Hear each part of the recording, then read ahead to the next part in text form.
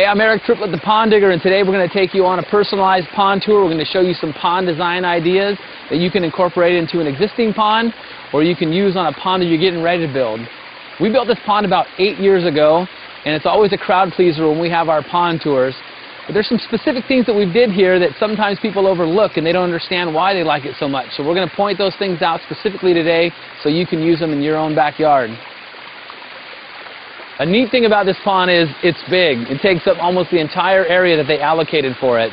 But one thing we had to do is we had to create a crossover so you could come to the path and work your way around to the destination point that's over there. So what we did is we created this land bridge, and the way to do it and give it a natural look is we landed these two logs on either side of the bridge, threw a little bark down, but we have a support underneath it. And so it looks like at some point in time a tree fell, and now we can cross over the tree, but the fish can still come across from side to side. And it's just a really neat effect that I think people really enjoy. All right, I want to point out the aquatic plants in this pond and the way they've been planted and how it affects everything. I like to do what I would call a specimen plant. One plant that is like an exhibit. It's like a plant that's in all its glory and it's not muddied up by another plant growing through it. So when you look at this plant, this one for example, it's called bluebells.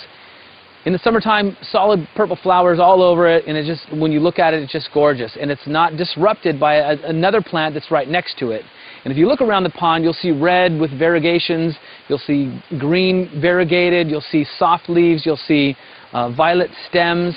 And each plant has its own location, and they typically are not growing into each other. And that makes a big deal when you walk in and you see the plants just in all their glory. The specimen plants, as you walk around the pond, they just look gorgeous.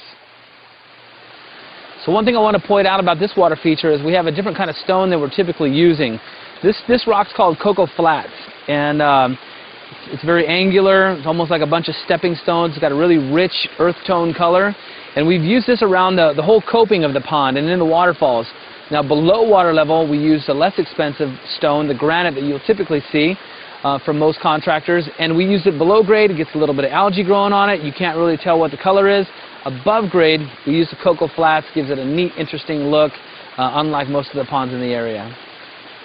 Okay, so my favorite thing about this pond is the koi. I mean, what can I say? I'm a fish geek. It's bred through and through in me. I'm telling you, when people walk around the corner and they see 66 fish swimming around like crazy in this pond, it takes your breath away. A lot of these koi were actually born in the pond. They didn't start with this many, but they don't want to give any up. And so when you see that many koi, it's just fun to see.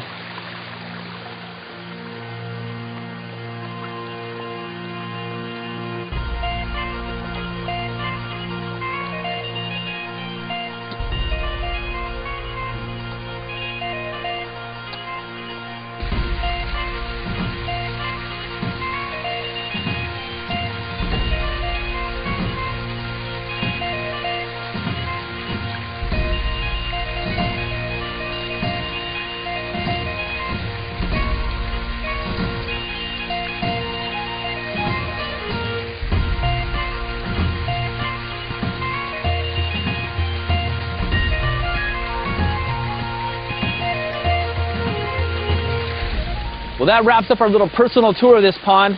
I hope that you can use some of the ideas that we've given you today on your own pond or a pond that you might be building. Take care, and thanks for watching.